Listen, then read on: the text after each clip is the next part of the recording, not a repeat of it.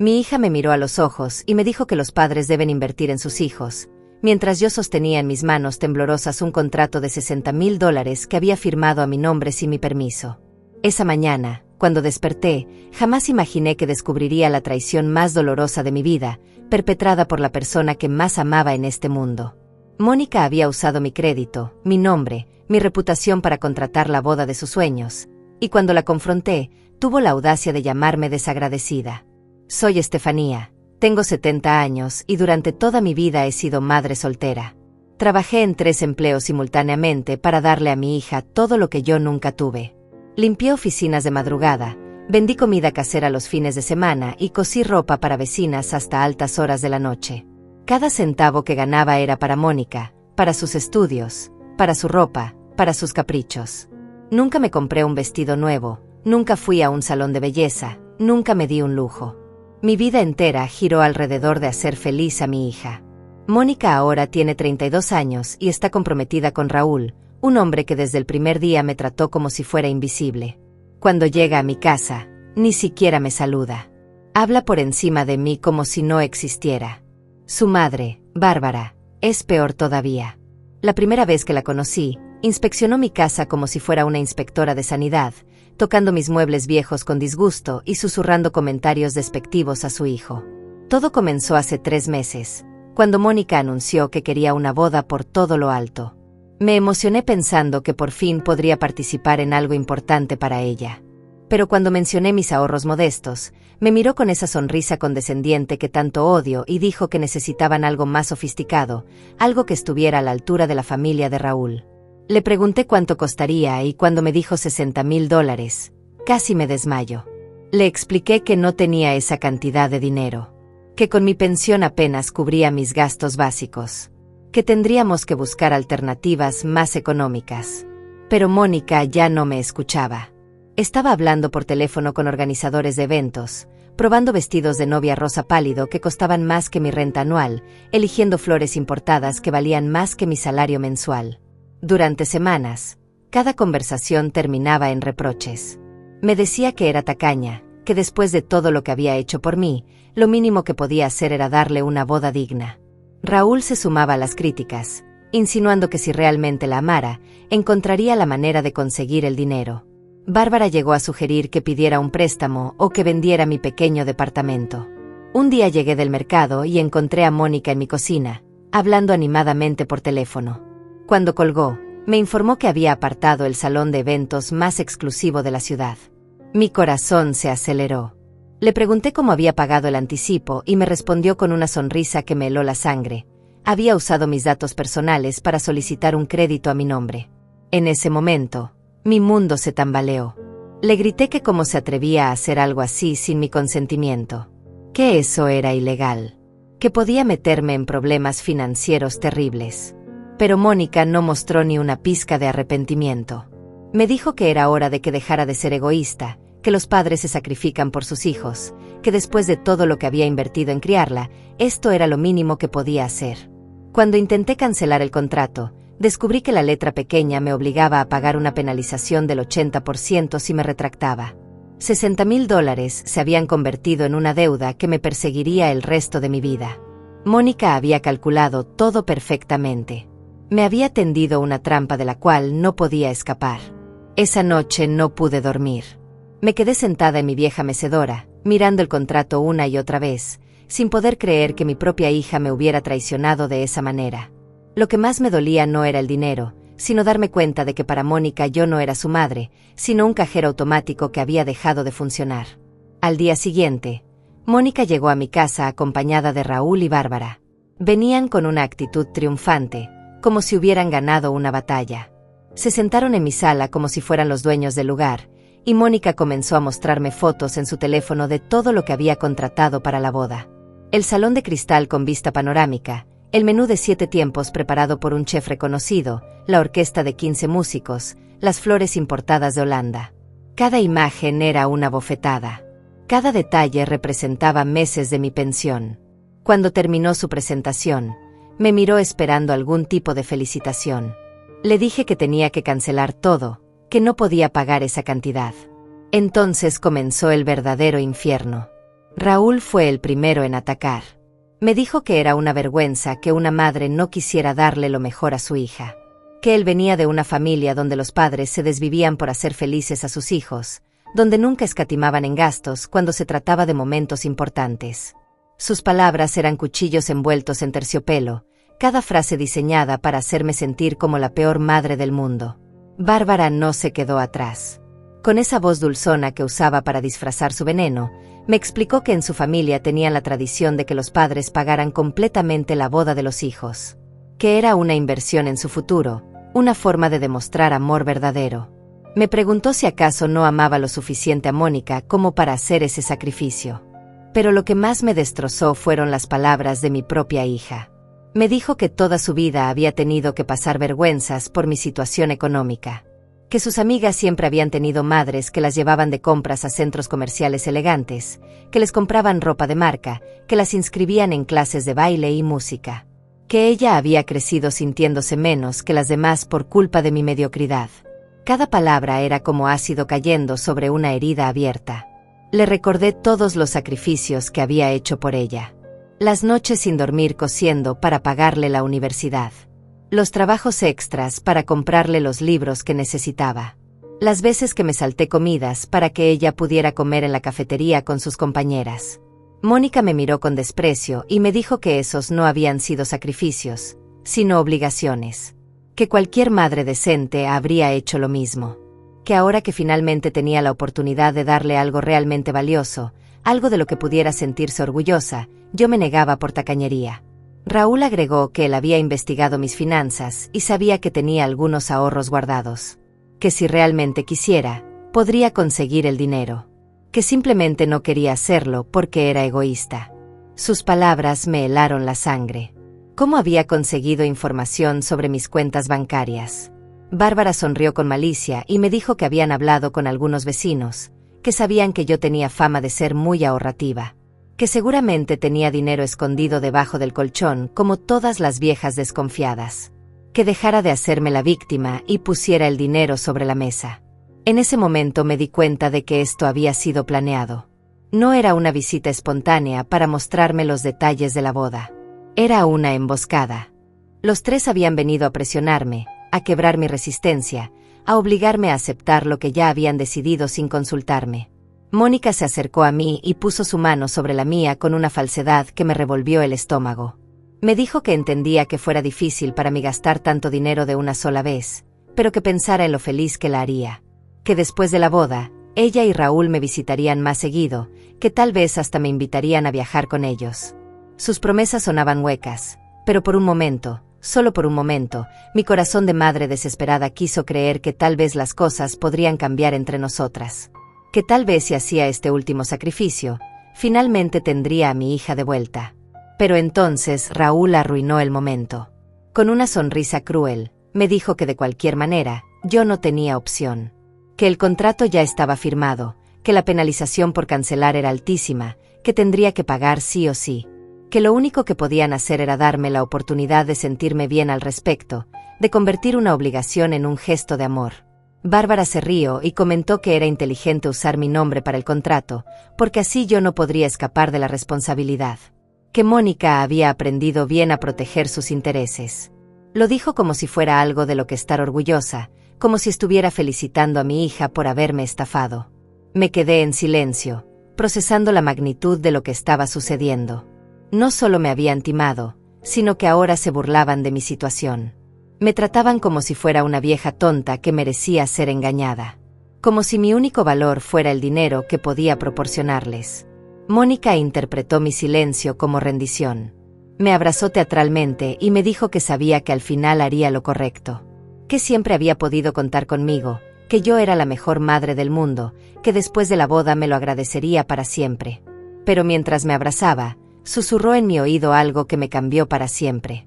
Me dijo que si se me ocurría arruinar su boda, si intentaba crear problemas o drama, se aseguraría de que nunca más volviera a ver a los nietos que pensaba darme.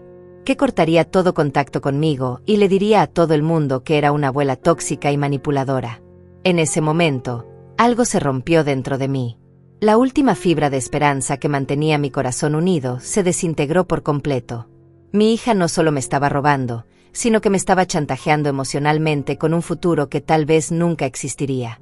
Los tres se fueron de mi casa riéndose, planeando los últimos detalles de una boda que yo pagaría, pero en la cual sería solo un adorno, una invitada de segunda clase en el evento más importante de mi hija. Me quedé sola, rodeada de un silencio que pesaba como plomo, sosteniendo en mis manos los pedazos rotos de mi corazón de madre. Esa noche tomé una decisión que cambiaría todo para siempre. Esa noche no pude cerrar los ojos ni por un segundo. Me quedé despierta en mi cama, mirando al techo, sintiendo como cada palabra de mi hija se repetía en mi mente como un eco doloroso. Pero entre toda esa tortura, había algo que ellos no sabían, algo que había mantenido en secreto durante años. Tenía mucho más dinero del que imaginaban. Mucho más del que cualquiera podría sospechar. Durante 40 años trabajé como una mula de carga. Nunca gasté un centavo en mí misma. Cada dólar extra que ganaba lo invertía silenciosamente. Compré acciones cuando estaban baratas. Adquirí una pequeña propiedad en las afueras de la ciudad que ahora vale una fortuna. Mantuve cuentas de ahorro en 3 bancos diferentes. Mi modesto departamento y mi ropa vieja eran una fachada perfecta. Nadie sospechaba que tenía más de $500,000 guardados. Había planeado dejarle todo a Mónica cuando muriera. Era mi sorpresa final, mi último regalo de amor. Pensaba que cuando leyera mi testamento, finalmente entendería cuánto la había amado, cuánto había sacrificado por ella. Pero ahora, después de escuchar sus amenazas y ver su verdadera naturaleza, sabía que ese dinero sería desperdiciado en manos de una persona tan cruel y manipuladora. Al amanecer, tomé el teléfono y llamé a mi banco. Hablé con mi asesor financiero, Marco, un hombre que me había ayudado durante años a hacer crecer mis inversiones. Le expliqué que necesitaba liquidez inmediata para un proyecto personal importante. No le di detalles, pero él nunca preguntaba demasiado. En 2 días tendría acceso a todo mi dinero. Después hice algo que jamás pensé que haría. Comencé a planear mi desaparición. No una fuga dramática, sino algo más sutil, más devastador. Dejaría que Mónica terminara de organizar su boda perfecta, que invitara a todos sus amigos y familiares, que presumiera sobre el evento más costoso de su vida. Y entonces, cuando todo estuviera listo, cuando no hubiera marcha atrás, simplemente me iría. Los siguientes días fueron una actuación digna de un premio. Mónica venía a visitarme todos los días, trayendo más facturas, más contratos que yo tenía que firmar. El fotógrafo profesional, $8,000. El vestido de novia de diseñador, $5,000. Los arreglos florales, $7,000. La luna de miel en Europa, $15,000 adicionales que, por supuesto, también esperaba que yo pagara. Cada vez que me presentaba una nueva factura, yo asentía con resignación fingida.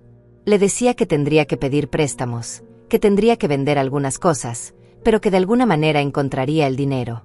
Mónica sonreía satisfecha, como una depredadora que había acorralado a su presa perfecta.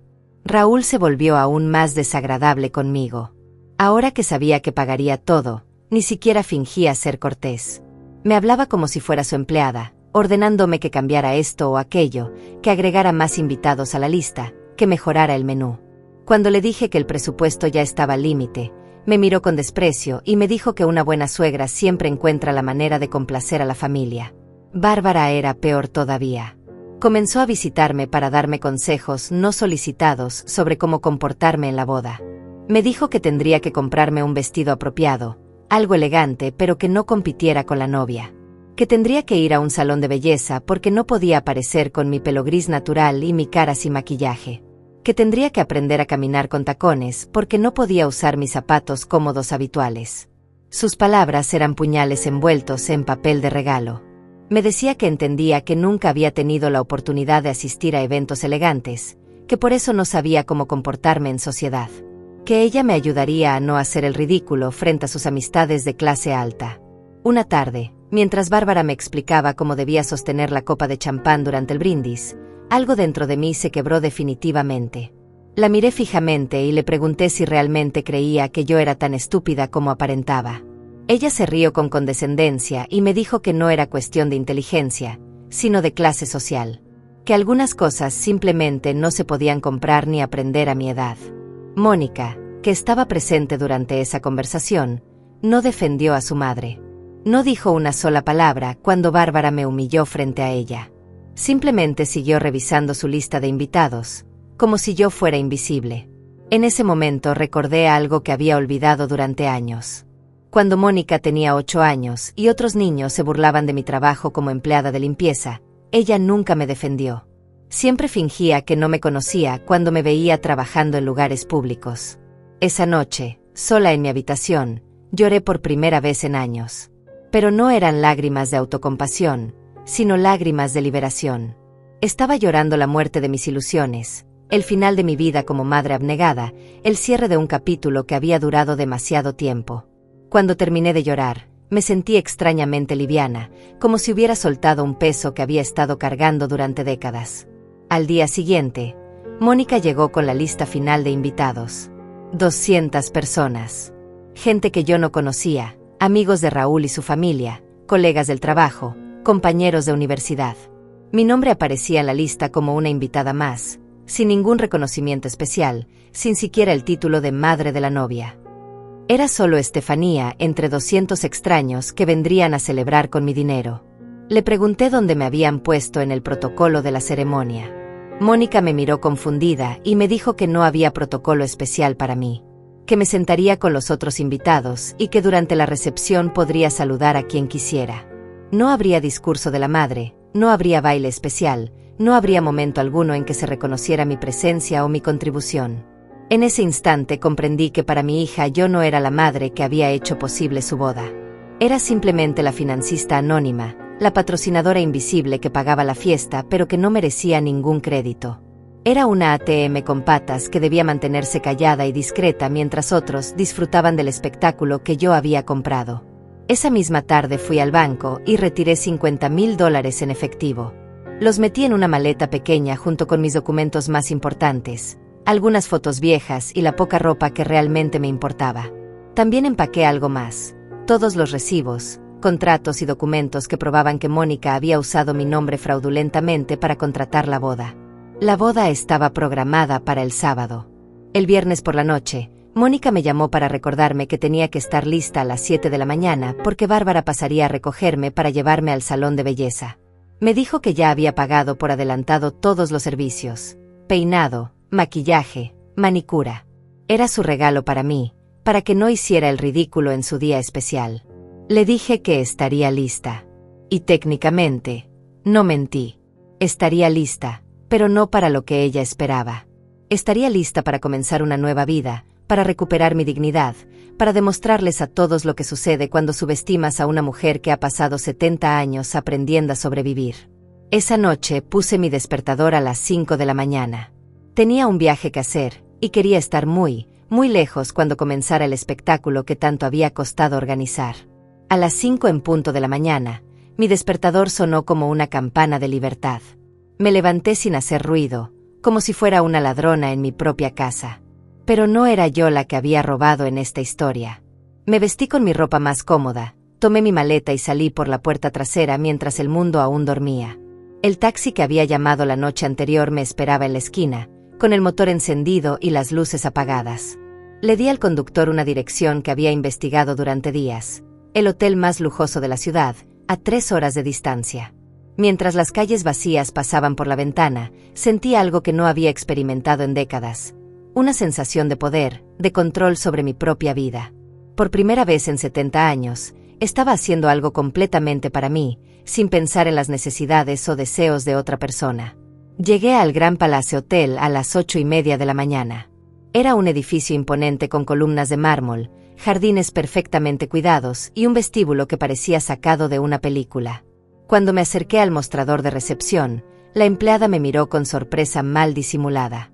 Una mujer de mi edad, con mi ropa sencilla y mi maleta pequeña, claramente no encajaba en ese ambiente de lujo.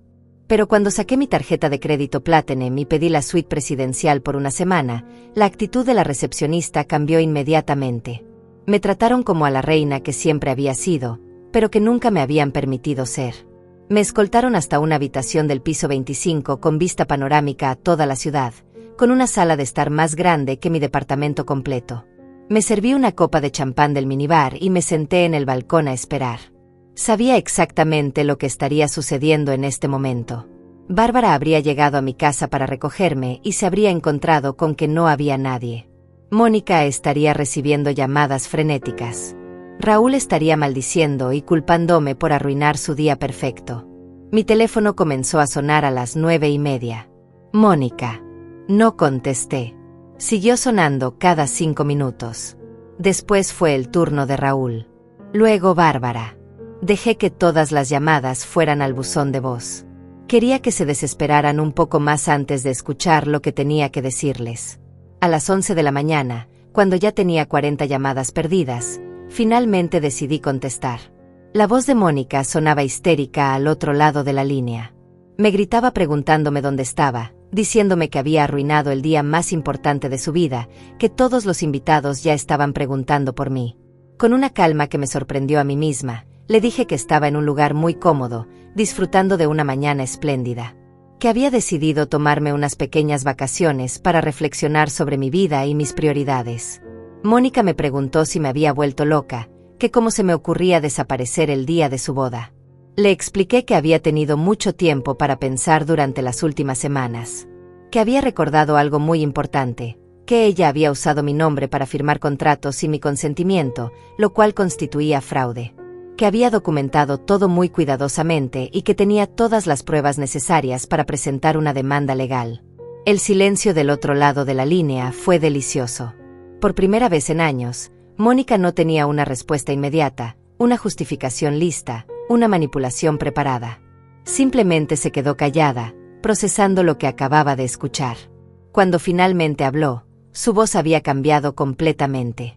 Ya no era la hija segura de sí misma que me había estado chantajeando durante semanas. Era una niña asustada que comenzaba a darse cuenta de que había subestimado gravemente a su víctima. Me suplicó que regresara. Me prometió que podríamos hablar, que podríamos arreglar las cosas. Me dijo que cancelaría la boda si era necesario, que devolvería todo el dinero, que haríamos las paces y seguiríamos adelante como si nada hubiera pasado. Pero yo ya no era la misma mujer que se había dejado manipular durante décadas. Le dije que era muy tarde para retractarse, que los invitados ya estaban llegando, que el salón estaba decorado, que la comida estaba preparada, que sería una pena desperdiciar todo ese esfuerzo y todo ese dinero. Mónica me preguntó entonces qué quería de ella.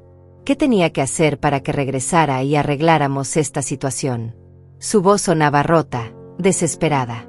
Era música para mis oídos escuchar a mi hija finalmente pidiéndome algo en lugar de exigiéndolo.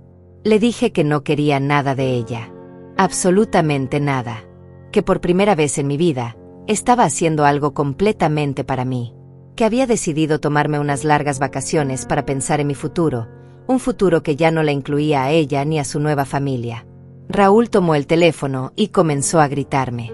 Me llamó vieja loca. Me dijo que estaba arruinando la vida de su esposa, que cómo me atrevía a hacer algo tan cruel y egoísta. Sus insultos rebotaban en mí como gotas de lluvia. Ya no tenían poder sobre mí. Ya no me importaba lo que pensara de mí. Le dije a Raúl que él había sido quien me había enseñado una lección muy valiosa. Que durante semanas me había repetido que yo no tenía opción, que el contrato ya estaba firmado, que tendría que pagar sí o sí. Y tenía razón. Tendría que pagar. Pero nunca había dicho que tendría que estar presente para ver cómo gastaban mi dinero. Bárbara tomó el teléfono entonces, intentando usar su voz dulzona para convencerme. Me dijo que entendía que me sintiera abrumada, que las bodas eran eventos muy estresantes para todas las madres. Que si regresaba ahora, podríamos fingir que todo había sido un malentendido, que había llegado tarde por problemas de tráfico. Su paternalismo me dio náuseas. Le dije que dejara de tratarme como si fuera una anciana confundida que no sabía lo que hacía. Que sabía perfectamente lo que estaba haciendo y por qué. Que había tomado la decisión más inteligente de mi vida, alejarme de gente tóxica que solo me veía como un recurso económico. Mónica volvió a tomar el teléfono, ahora llorando desconsoladamente. Me dijo que me perdonaba por todo, que podríamos empezar de nuevo, que después de la boda tendríamos una conversación honesta sobre nuestra relación. Que me amaba y que no quería perderme. Sus palabras llegaron 40 años tarde. Le dije que si realmente me amaba, debería sentirse feliz de que finalmente estuviera haciendo algo por mi propia felicidad. Que durante décadas había vivido únicamente para ella, sacrificando todo lo que quería y necesitaba. que ahora era mi turno de pensar en mí. Le expliqué que la boda seguiría adelante exactamente como estaba planeada, que yo pagaría todo, como habíamos acordado, pero que mi presencia no era obligatoria, que podían decirles a los invitados que estaba enferma, que había tenido una emergencia familiar, que había viajado por trabajo. La excusa no me importaba. Mónica me gritó que era la peor madre del mundo, que cómo podía hacerle algo así en el día más importante de su vida, que nunca me perdonaría por haberla humillado frente a toda su familia y amigos, que después de esto, nuestra relación estaba completamente terminada. Sonreí mientras escuchaba sus amenazas. Le dije que eso sonaba perfectamente para mí, que estaba liberándome de una relación que solo me había traído dolor y explotación, que tal vez debería agradecerle por finalmente mostrarme su verdadera naturaleza y darme el valor para alejarme. Colgué el teléfono y lo apagué completamente. Pedí servicio a la habitación, caviar, salmón ahumado, champán francés. Comida que nunca me había permitido comer porque siempre había algo más importante en lo que gastar el dinero. Mientras esperaba que llegara mi almuerzo de celebración, me di un baño en la tina de mármol más grande que había visto en mi vida. Por primera vez en 70 años, me sentí completamente libre. Durante los siguientes 3 días, me dediqué a vivir como nunca antes había vivido. Desperté cada mañana sin prisa, desayuné en mi balcón viendo el amanecer sobre la ciudad, y por primera vez en décadas, nadé en una piscina. El hotel tenía un spa increíble donde me hice masajes, tratamientos faciales, y me arreglé las uñas por primera vez en mi vida. Cada lujo era una pequeña venganza contra años de privación voluntaria. Mantuve mi teléfono apagado durante esos días. No quería interrupciones en mi proceso de sanación. Sabía que Mónica estaría furiosa, que Raúl estaría buscando maneras de vengarse, que Bárbara estaría inventando historias para explicar mi ausencia. Pero ya no era mi problema. Había pagado por el espectáculo, ahora ellos tenían que lidiar con las consecuencias. El martes por la mañana, decidí que era hora de comenzar la siguiente fase de mi plan. Llamé a Marco, mi asesor financiero, y le pedí que me ayudara a encontrar una casa. No cualquier casa, sino algo especial, algo que demostrara que ya no era la mujer de recursos limitados que todos creían conocer. Marco me envió fotos de varias propiedades disponibles. Una me llamó especialmente la atención, una casa colonial de 3 pisos en el mejor barrio de la ciudad, con jardín privado, piscina y un estudio en el ático. Costaba $300,000. Le dije que la quería, que preparara todos los papeles para comprarla al contado. Mientras Marco se encargaba de los trámites legales, yo me dediqué a algo que llevaba posponiendo demasiado tiempo: comprarme ropa nueva. Fui a las tiendas más elegantes de la ciudad, esas donde había pasado 1000 veces mirando los escaparates sin atreverme a entrar. Compré vestidos elegantes, zapatos cómodos pero sofisticados, carteras de cuero genuino, joyas discretas pero costosas. Por primera vez en mi vida, no miré los precios. Simplemente elegía lo que me gustaba y lo compraba. La dependienta de una tienda me comentó que tenía muy buen gusto para la moda, que parecía alguien acostumbrada al lujo. Si supiera que hasta esa semana mi guardarropa consistía en 3 vestidos viejos y 2 pares de zapatos gastados. El miércoles por la noche, finalmente encendí mi teléfono. Tenía 137 mensajes de voz, 84 mensajes de texto y 60 llamadas perdidas. Decidí escuchar solo los primeros mensajes de voz para entretenerme. Mónica sonaba histérica en el primero, furiosa en el segundo, suplicante en el tercero y completamente desquiciada en el cuarto. Raúl había dejado varios mensajes amenazándome con demandas legales, diciendo que me haría pagar por humillar a su familia. Bárbara había dejado mensajes condescendientes, fingiendo preocupación por mi episodio mental y sugiriendo que necesitaba ayuda psiquiátrica urgente. Pero había un mensaje que me sorprendió. Era de Elías, mi vecino de toda la vida, un hombre tranquilo que apenas hablaba conmigo más allá de saludos corteses. Su mensaje decía que había visto a Mónica y Raúl revisando mi departamento, que habían estado preguntando a otros vecinos sobre mis rutinas y mis finanzas. Que creía que debía saberlo. Eso me confirmó algo que ya sospechaba. Estaban buscando mis cuentas bancarias, mis inversiones, cualquier activo que pudieran usar para forzarme a pagar por la boda. Probablemente pensaban que si encontraban evidencia de que tenía más dinero del que aparentaba, podrían chantajearme emocionalmente o incluso legalmente. Era hora de tomar el control de la narrativa. Llamé a Mónica. Su voz sonaba ronca cuando contestó, como si hubiera estado gritando o llorando durante días. Me preguntó dónde estaba, si estaba bien, si había perdido la razón completamente. Le dije que nunca había estado mejor en mi vida, que estaba en un hotel de 5 estrellas disfrutando de servicios que ella nunca podría pagar. Mónica me dijo que la boda había sido un desastre, que habían tenido que inventar que yo había sufrido un ataque al corazón para explicar mi ausencia, que Bárbara había tenido que actuar como si fuera mi hermana para recibir las condolencias de los invitados, que algunos familiares habían llorado durante la ceremonia pensando que yo había muerto. Me reía a carcajadas. Le dije que me parecía perfecto que hubieran tenido que fingir mi muerte, porque simbólicamente era exactamente lo que había sucedido. La Estefanía que se dejaba pisotear y explotar había muerto ese viernes por la mañana. La mujer que estaba hablando con ella era alguien completamente nuevo. Mónica comenzó a llorar y me dijo que no entendía por qué estaba siendo tan cruel con ella. Que después de todo lo que habíamos vivido juntas, ¿cómo podía lastimarla de esa manera? Que si tenía problemas conmigo, podríamos haberlos discutido como adultas civilizadas. Le recordé que había intentado discutir mis preocupaciones sobre el presupuesto de la boda, que había tratado de explicarle mis limitaciones financieras, que había pedido que buscáramos alternativas más económicas, y que ella había respondido a todas mis inquietudes falsificando mi firma y usando mi crédito sin permiso. Le dije que había aprendido algo muy valioso de ella, que cuando alguien no quiere escuchar razones, a veces la única comunicación efectiva es a través de acciones. Que así como ella había hablado con hechos al firmar contratos fraudulentos, yo estaba hablando con hechos al desaparecer de su vida. Raúl tomó el teléfono y me gritó que dejara de manipular a su esposa, que ya había causado suficiente daño, que era una vieja amargada que no soportaba ver a otros felices. Su rabia me daba una satisfacción inmensa. Le dije que tenía razón en una cosa: ya no soportaba ver a otros ser felices a costa de mi infelicidad. Bárbara se unió a la llamada y me dijo que entendía que estuviera pasando por una crisis de identidad típica de mi edad, pero que no debía lastimar a personas inocentes en el proceso. Que Mónica era una buena hija que solo había querido darme la oportunidad de participar en su felicidad. Le dije a Bárbara que dejara de psicoanalizarme con su sabiduría de revista barata, que sabía exactamente lo que estaba haciendo y por qué, que había decidido invertir mi dinero en mi propia felicidad en lugar de financiar el espectáculo de gente que me despreciaba. Mónica me rogó que regresara a casa, que podríamos ir a terapia juntas, que podríamos reconstruir nuestra relación sobre bases más sanas. Me prometió que cambiaría, que me trataría con más respeto, que valoraría todo lo que había hecho por ella durante años. Sus promesas sonaban huecas.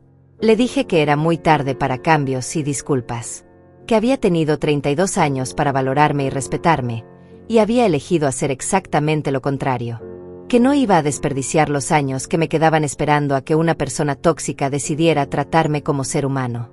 Le expliqué que había tomado decisiones importantes sobre mi futuro, que me había comprado una casa hermosa donde viviría el resto de mis días en paz, que había decidido gastar mi dinero en viajes, en experiencias, en cosas que me hicieran feliz, que ya no iba a vivir como una mártir esperando reconocimiento que nunca llegaría. Mónica me preguntó si eso significaba que ya no era su madre, si estaba cortando todos los lazos familiares para siempre, si nunca más podríamos tener una relación.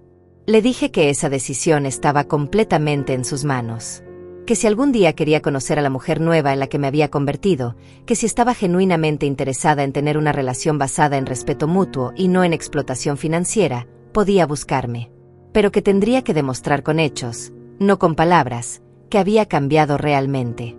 Le di la dirección de mi nueva casa y le dije que estaría viviendo allí a partir del lunes siguiente, que si quería visitarme, tendría que llamar primero y pedirme permiso, que ya no iba a tolerar que apareciera sin avisar con demandas y facturas, que mi puerta estaría abierta para conversaciones civilizadas, pero cerrada para drama y manipulación. Colgué el teléfono sintiéndome poderosa y en control. Por primera vez en décadas, yo había puesto las reglas del juego. Ellos podían aceptarlas o alejarse definitivamente. Cualquier opción me parecía perfecta. El lunes por la mañana me mudé a mi nueva casa. Era como entrar a un mundo completamente diferente. Los techos altos, las ventanas grandes que dejaban entrar luz natural todo el día, el jardín con flores que alguien más había plantado y cuidado. Me senté en mi nueva sala de estar, rodeada de muebles elegantes que había comprado sin mirar el precio, y por primera vez en 70 años me sentí como si estuviera en mi verdadero hogar. Durante las siguientes 2 semanas, me dediqué a establecer mi nueva rutina. Contraté a Fabiola, una mujer joven y alegre, para que me ayudara con la limpieza y el jardín. No porque no pudiera hacerlo yo misma, sino porque finalmente podía permitirme no hacerlo. Contraté también a un chef personal que venía 3 veces por semana a prepararme comidas gourmet. Cada lujo era una declaración de independencia. Mónica llamaba cada 2 o 3 días. Sus primeras llamadas fueron intentos desesperados de manipulación. Me decía que se sentía culpable por haber arruinado nuestra relación, que no podía dormir pensando en que estaba sola y abandonada. Cuando me daba cuenta de que estaba usando las mismas tácticas emocionales de siempre, simplemente colgaba el teléfono. Después cambió de estrategia. Comenzó a contarme sobre problemas financieros que estaba teniendo con Raúl. Que el costo de la boda había sido más alto del esperado, que tenían deudas que no podían pagar, que tal vez necesitarían mi ayuda para salir adelante. Cuando se dio cuenta de que yo ya no respondía a sus emergencias económicas, dejó de llamar por completo. Fue entonces cuando comenzó la verdadera guerra. Un martes por la tarde, estaba regando mis nuevas rosas cuando vi un auto conocido estacionarse frente a mi casa. Era Raúl, pero no venía solo. Lo acompañaba un hombre mayor con traje, claramente un abogado. Salieron del auto con carpetas en las manos y expresiones de determinación en sus rostros. Desde mi ventana los vi tocar el timbre insistentemente. No abrí la puerta.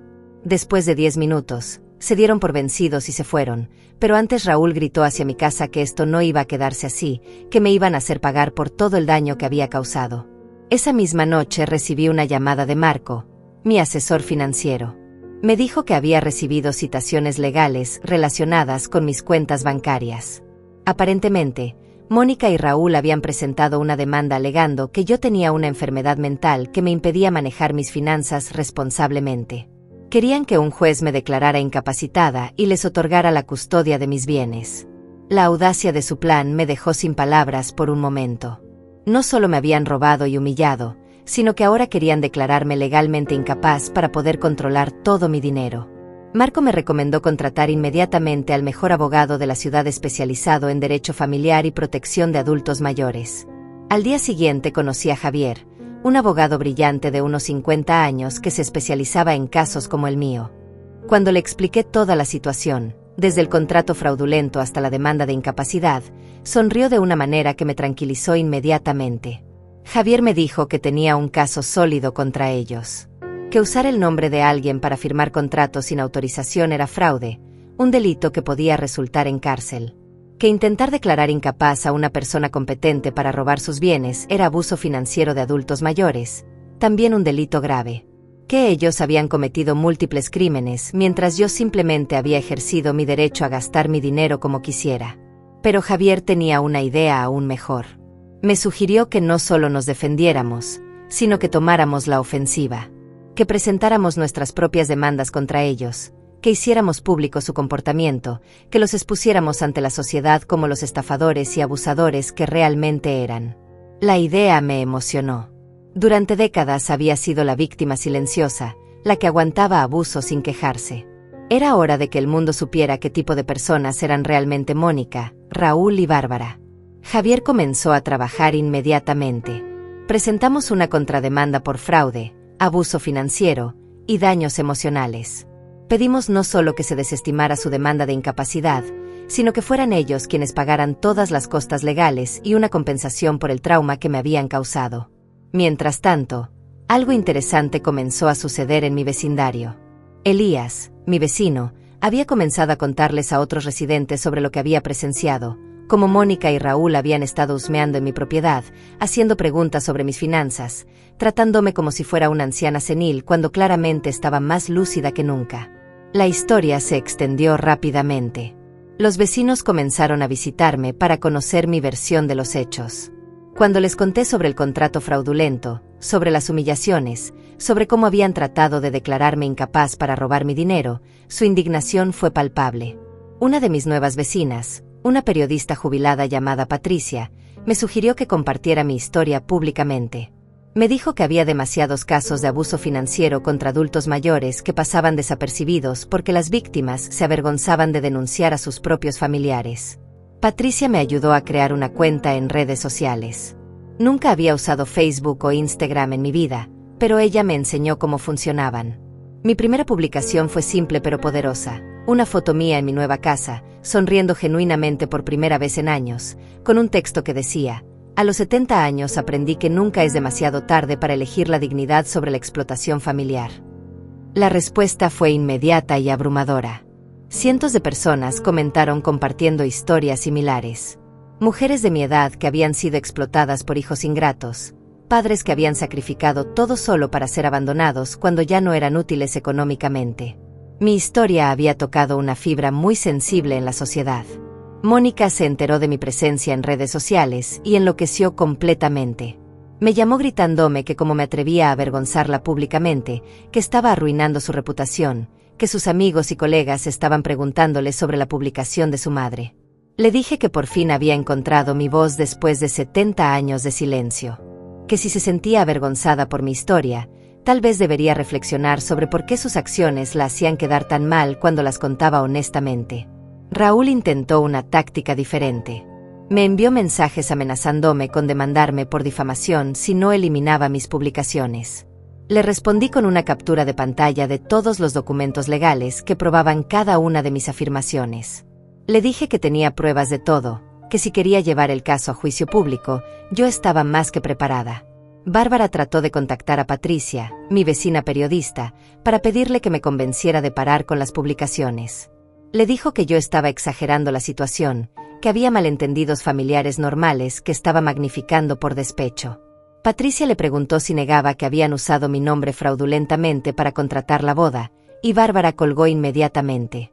Mis publicaciones comenzaron a viralizarse. Medios locales se interesaron en mi historia. Una estación de radio me invitó a una entrevista en vivo. Por primera vez en mi vida, mi voz estaba siendo escuchada por miles de personas, y el mensaje era claro: los adultos mayores no tenemos que tolerar el abuso solo porque viene de nuestras familias. Durante la entrevista de radio, el conductor me preguntó qué les diría a otras personas en situaciones similares. Mi respuesta fue simple pero contundente: nunca es demasiado tarde para valorarte a ti mismo. Nunca es demasiado tarde para decir basta. Y nunca, jamás, permitas que alguien te convenza de que mereces menos respeto solo por ser mayor. Al final del programa, había recibido más de 200 mensajes de apoyo de oyentes. Mujeres que me agradecían por darles valor para confrontar a familiares abusivos. Hijos que se disculpaban por haber tomado a sus padres por garantizado. Mi dolor se había convertido en sanación para otros. Esa noche, por primera vez desde que había comenzado todo este proceso, lloré. Pero estas no eran lágrimas de tristeza, sino de liberación y gratitud. Había encontrado no solo mi libertad, sino mi propósito. La popularidad de mi historia en redes sociales no pasó desapercibida para Mónica y su familia. Lo que había comenzado como una simple publicación personal se había convertido en un movimiento. Miles de personas compartían mi historia, etiquetaban a sus propios familiares abusivos, y usaban mi experiencia como ejemplo de que nunca es demasiado tarde para defenderse. Mónica intentó contraatacar creando su propia versión de los hechos en redes sociales. Publicó fotos de nuestra supuesta vida familiar feliz, escribió largos textos sobre cómo yo había abandonado cruelmente a mi familia en el día más importante de su vida, y trató de presentarse como la víctima de una madre mentalmente inestable. Su estrategia era inteligente, pero desesperada. En sus publicaciones, yo aparecía como una anciana confundida que había malinterpretado gestos de amor como manipulación. Según su versión, ella solo había querido incluirme en su boda, pero yo había reaccionado de manera irracional por problemas de salud mental relacionados con la edad. Raúl se sumó a la campaña de descrédito. Publicó videos donde hablaba con lágrimas en los ojos sobre cómo su suegra había destruido el día más especial de su matrimonio. Contaba que habían tenido que inventar que yo había muerto para explicar mi ausencia, que los invitados habían llorado, que toda la celebración se había visto empañada por mi comportamiento errático. Bárbara fue aún más lejos. Contactó a programas de televisión sensacionalistas, ofreciendo contar la historia desde su perspectiva. En una entrevista que me llegó a través de mis nuevos seguidores, describía cómo había intentado ayudarme a prepararme para la boda, cómo había notado signos de deterioro mental en mí, y cómo mi familia estaba preocupada por mi bienestar. Su actuación era convincente.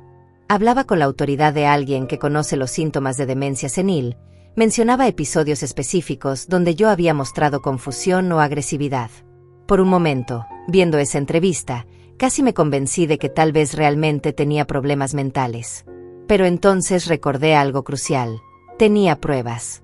No solo documentos legales que demostraban el fraude, sino también grabaciones. Durante las últimas semanas de preparación de la boda, cuando las humillaciones se habían vuelto constantes, había comenzado a grabar nuestras conversaciones con mi teléfono celular. Tenía audio de cada insulto, cada manipulación, cada momento de desprecio. Patricia, mi vecina periodista, me ayudó a editar las grabaciones más impactantes. Seleccionamos los momentos donde se escuchaba claramente a Mónica admitiendo que había usado mi nombre sin permiso, a Raúl insultándome y tratándome como su empleada, a Bárbara burlándose de mi situación económica y mi clase social. Decidí que era hora de mostrar mis cartas. Publiqué un video en mi cuenta de redes sociales donde aparecía sentada en mi hermosa sala nueva, vestida elegantemente, con una tranquilidad que contrastaba dramáticamente con la histeria de las publicaciones de Mónica. Comencé el video de manera simple. Muchas personas me han preguntado si tengo pruebas de todo lo que he contado. La respuesta es sí. Y entonces reproduje las grabaciones. El impacto fue inmediato y devastador para ellos. En los audios se escuchaba claramente cómo me hablaban, el desprecio en sus voces, la frialdad con la que discutían cómo manipularme para conseguir más dinero. No había manera de negar o reinterpretar esas conversaciones. Sus propias palabras los condenaban.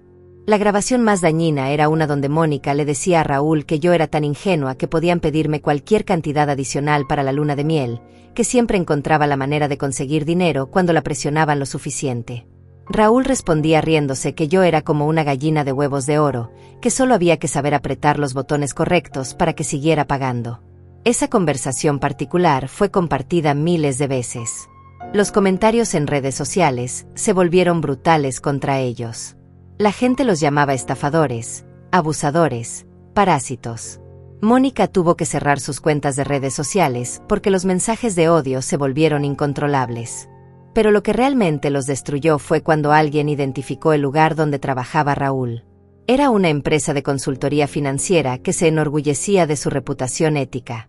Cuando los audios se viralizaron, clientes de la empresa comenzaron a cuestionar cómo podían confiar en alguien que estafaba a su propia suegra anciana. El jefe de Raúl lo llamó para una reunión de emergencia. Le dijeron que su presencia estaba afectando la imagen corporativa, que clientes importantes habían expresado preocupaciones sobre su carácter moral. Le dieron a elegir, renunciar voluntariamente o ser despedido por dañar la reputación de la empresa. Raúl eligió renunciar, pero el daño ya estaba hecho. En su industria, las noticias viajan rápido. Otras empresas de consultoría ya habían escuchado sobre el escándalo. Encontrar un nuevo trabajo se volvió casi imposible para él. Mónica también enfrentó consecuencias profesionales. Trabajaba como coordinadora de eventos para una empresa de relaciones públicas. Cuando sus colegas descubrieron que era la protagonista del escándalo viral sobre fraude familiar, comenzaron a cuestionar su integridad ética. ¿Cómo podían confiar en que manejaría honestamente los eventos de sus clientes si era capaz de estafar a su propia madre? Su jefa la llamó para una conversación incómoda. Le explicó que varios clientes habían mencionado el escándalo, que la empresa no podía permitirse estar asociada con controversias que pudieran dañar su reputación. Mónica fue transferida a una posición administrativa con menor salario y sin contacto directo con clientes. Bárbara, que se había presentado públicamente como la suegra comprensiva tratando de ayudar a una anciana confundida, también pagó un precio. Pertenecía a varios clubes sociales exclusivos donde su reputación era importante para ella. Cuando las grabaciones revelaron su verdadera personalidad, sus amigas del club comenzaron a evitarla. Ya no la invitaban a eventos, ya no la incluían en sus actividades sociales. Una tarde, mientras estaba en mi jardín disfrutando del sol, vi un auto conocido estacionarse frente a mi casa. Era Mónica, pero esta vez venía sola. Se veía demacrada, cansada, como si no hubiera dormido en días. Caminó lentamente hacia mi puerta y tocó el timbre con una delicadeza que no había mostrado en años. Abrí la puerta, pero no la invité a pasar. Se quedó parada en mi umbral, con los ojos rojos y la voz quebrada. Me dijo que había perdido casi todo por culpa de las grabaciones. Que Raúl la culpaba a ella por haberme subestimado, que su matrimonio estaba al borde del colapso, que habían tenido que mudarse a un departamento más pequeño porque ya no podían pagar su casa. Me suplicó que eliminara las publicaciones, que retirara las grabaciones, que le diera una oportunidad de reconstruir su vida. Me prometió que me pagaría cada centavo que había gastado en la boda, que haríamos las paces, que podríamos empezar de nuevo como madre e hija. La miré durante un largo momento, esta mujer de 32 años que había sido mi razón de vivir durante décadas, y no sentí nada. Ni amor, ni odio, ni pena. Solo una indiferencia completa, como si estuviera mirando a una extraña. Le dije que había tenido múltiples oportunidades de tratarme con respeto y dignidad. Que había elegido la manipulación, el fraude y la humillación. Que las consecuencias que estaba enfrentando no eran castigos que yo le hubiera impuesto, sino resultados naturales de sus propias acciones. Mónica comenzó a llorar desconsoladamente. Me dijo que había aprendido la lección, que ahora entendía lo mucho que me había lastimado, que haría cualquier cosa para arreglar nuestra relación. Le dije que era demasiado tarde para el arrepentimiento, que había mostrado al mundo quién era realmente, y que ahora tendría que vivir con las consecuencias de esa revelación. Cerré la puerta suavemente y regresé a mi jardín, donde mis rosas florecían hermosamente bajo el sol de la tarde. 2 semanas después del encuentro con Mónica en mi puerta, Javier me llamó con noticias extraordinarias. El juez había desestimado completamente la demanda de incapacidad que habían presentado contra mí. Más aún, había ordenado que Mónica, Raúl y Bárbara pagaran todas las costas legales de mi defensa, una suma considerable que ascendía a $30,000. Pero eso no era todo. El juez había revisado las grabaciones que habíamos presentado como evidencia y había decidido presentar cargos criminales por fraude contra Mónica. Usar el nombre de otra persona para firmar contratos sin autorización era un delito grave, y las pruebas en su contra eran abrumadoras e irrefutables. La noticia se filtró rápidamente a los medios de comunicación. Mi historia, que ya había capturado la atención del público, ahora tenía un elemento de justicia legal que la hacía aún más poderosa. Los titulares de los periódicos decían: anciana víctima de fraude familiar obtiene justicia y hija enfrenta cargos criminales por estafar a su madre de 70 años. Mónica intentó desesperadamente llegar a un acuerdo extrajudicial. A través de su abogado, ofreció pagarme una compensación económica substancial si yo retiraba los cargos y eliminaba las publicaciones de redes sociales. Su propuesta inicial fue de $50,000, luego subió a $100,000, finalmente llegó a $200,000. Javier me aconsejó que considerara la oferta desde una perspectiva práctica. Me dijo que un juicio sería largo, costoso y emocionalmente agotador. Que con $200,000 podría vivir muy cómodamente el resto de mis años sin las complicaciones de un proceso legal prolongado. Pero yo ya no necesitaba ese dinero. Tenía más que suficiente para vivir bien, y algo más valioso que cualquier suma económica. Tenía mi dignidad recuperada y la satisfacción de haber expuesto públicamente a mis abusadores. Rechacé todas las ofertas de acuerdo. El juicio comenzó 3 meses después. El día de la primera audiencia, llegué al juzgado acompañada de Patricia y varios de mis nuevos amigos del vecindario. Llevaba un traje elegante color vino que había comprado especialmente para la ocasión, zapatos cómodos pero sofisticados, y una cartera de cuero que costaba más que mi renta mensual anterior. Mónica llegó con Raúl y Bárbara, los 3 vestidos formalmente pero con caras de derrota. Se veían demacrados, nerviosos, como criminales que sabían que habían sido atrapados en flagrancia. Cuando nuestras miradas se cruzaron en el pasillo del juzgado, Mónica apartó los ojos inmediatamente. El juicio fue una humillación pública para ellos. El fiscal presentó todas las grabaciones, todos los documentos fraudulentos, todos los contratos firmados con mi nombre sin mi consentimiento. La evidencia era tan abrumadora que el abogado de Mónica apenas pudo presentar una defensa coherente. Su estrategia fue patética. Alegaron que yo había dado consentimiento verbal para usar mi nombre, que había sido un malentendido familiar, que nunca tuvieron intención de lastimarme. Pero las grabaciones contradecían cada una de sus afirmaciones. Sus propias voces los condenaban sin posibilidad de escape. El momento más devastador del juicio fue cuando el fiscal reprodujo la grabación donde Mónica y Raúl se referían a mí como su gallina de huevos de oro y discutían estrategias para manipularme y conseguir más dinero. El silencio en la sala fue absoluto. Incluso el juez frunció el ceño con disgusto evidente.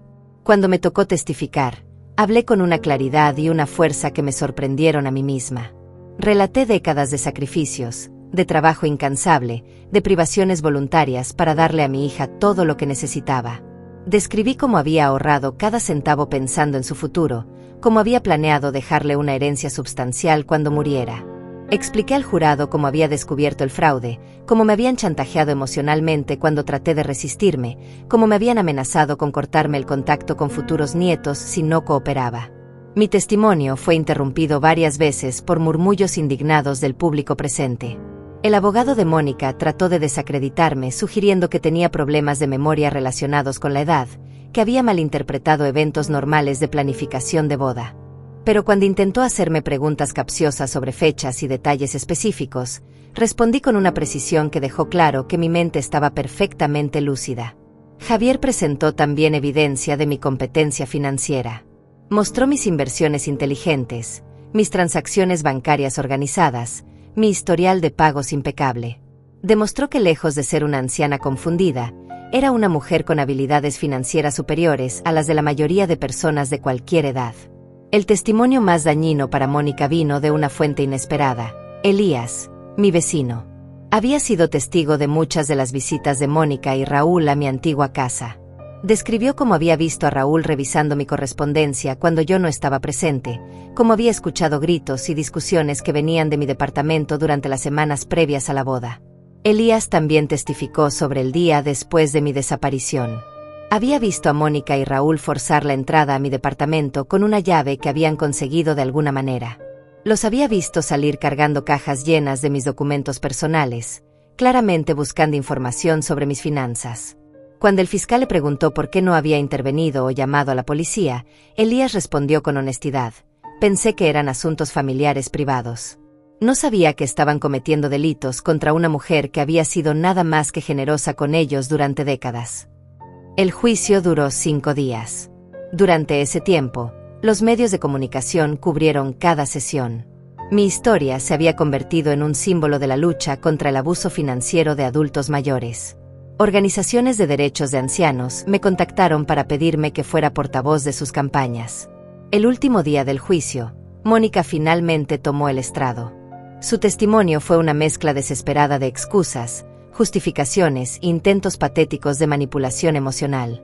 Lloró, se disculpó, me llamó la mejor madre del mundo, prometió cambiar para siempre.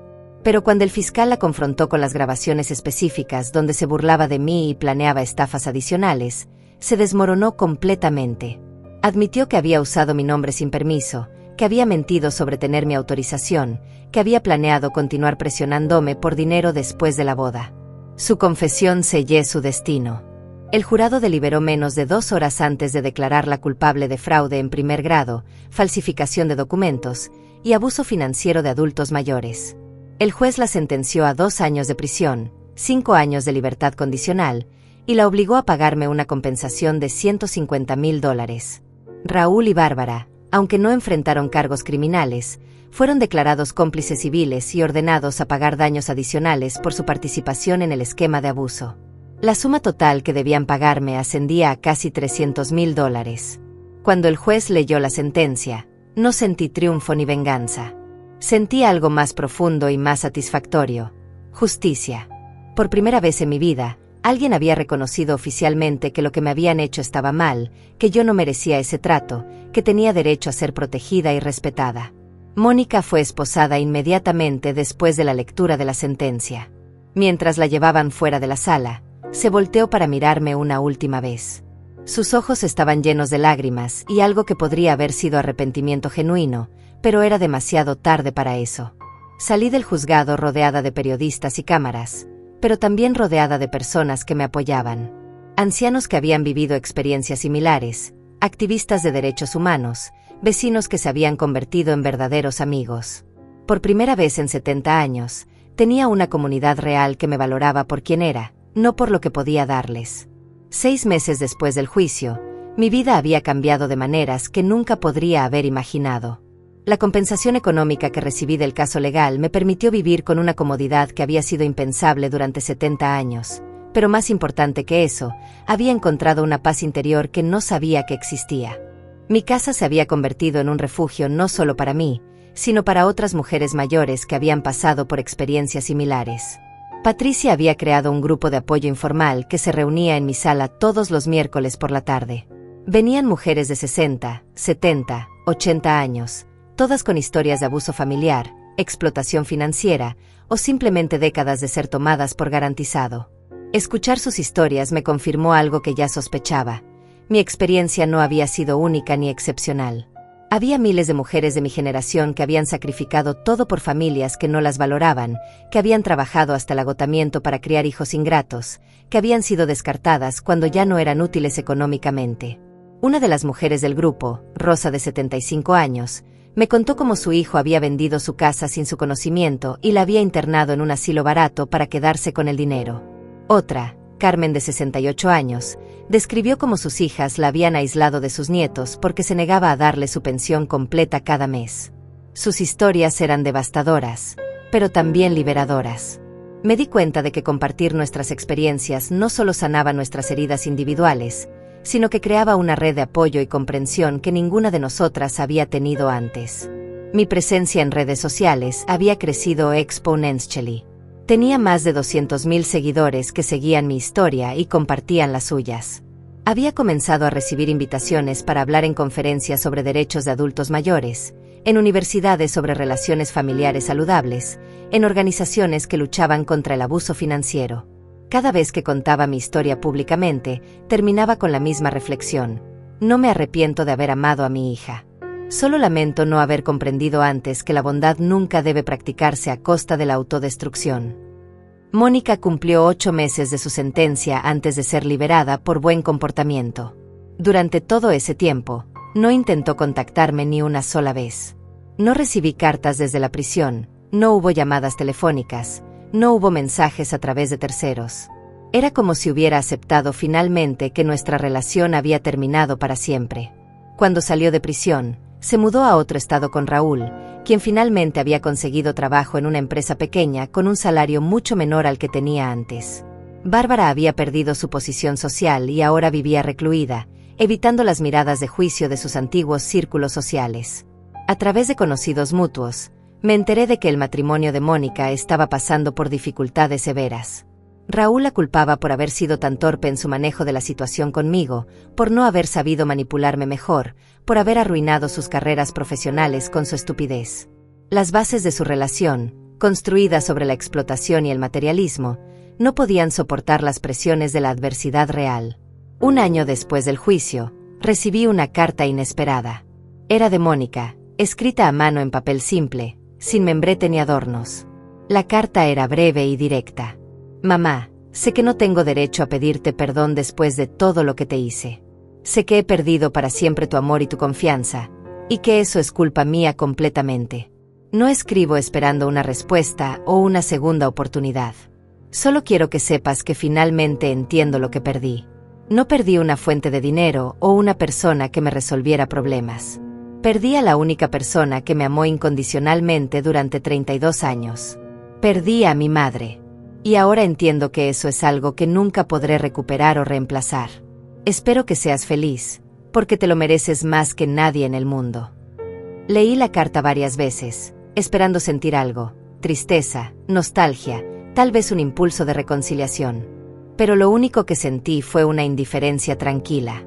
Sus palabras eran probablemente sinceras, pero llegaban demasiado tarde y después de demasiado daño.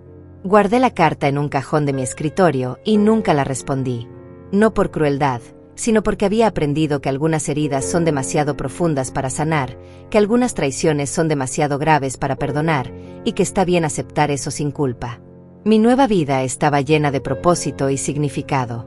Había comenzado a escribir un libro sobre mi experiencia, trabajando con un editor profesional que me ayudaba a estructurar mi historia de manera que pudiera ayudar a otras mujeres en situaciones similares.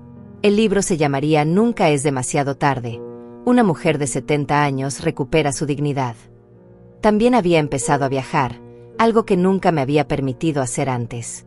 Visité París, donde caminé por los Campos Elíseos usando un vestido color marfil que costaba más que mi salario mensual anterior. Fui a Roma, donde me senté en cafeterías elegantes bebiendo vino caro y observando a la gente pasar. Cada viaje era una celebración de mi libertad recién encontrada. En mis viajes conocí a otras mujeres de mi edad que habían tomado decisiones similares.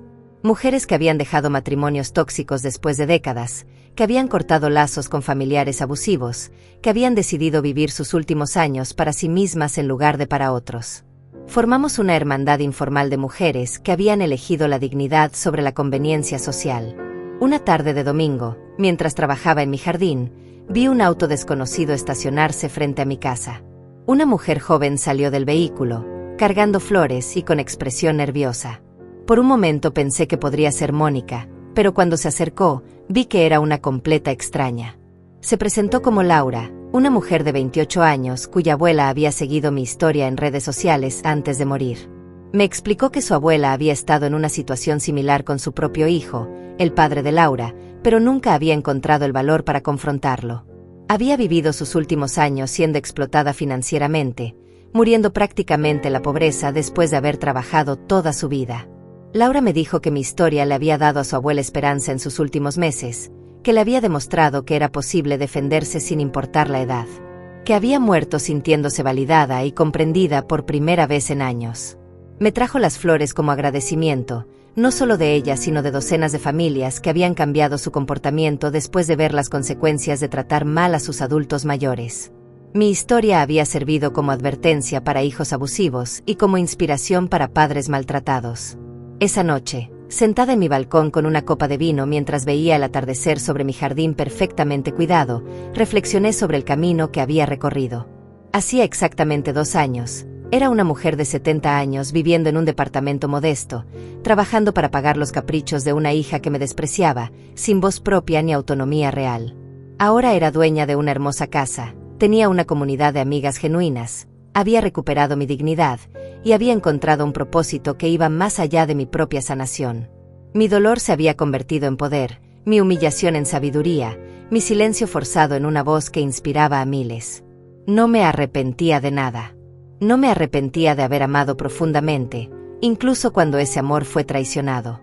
No me arrepentía de haber trabajado incansablemente, incluso cuando mi esfuerzo fue tomado por garantizado. No me arrepentía de haber tenido esperanza, incluso cuando esa esperanza fue destrozada. Pero sobre todo, no me arrepentía de haber encontrado finalmente el valor para valorarme a mí misma. Había aprendido la lección más importante de mi vida a los 70 años. Que nunca es demasiado tarde para elegir la dignidad, que nunca es demasiado tarde para decir basta, y que el amor propio no es egoísmo sino supervivencia. El sol se puso completamente, y las luces de mi jardín se encendieron automáticamente, iluminando las rosas que había plantado con mis propias manos. Por primera vez en 70 años, estaba verdaderamente en casa.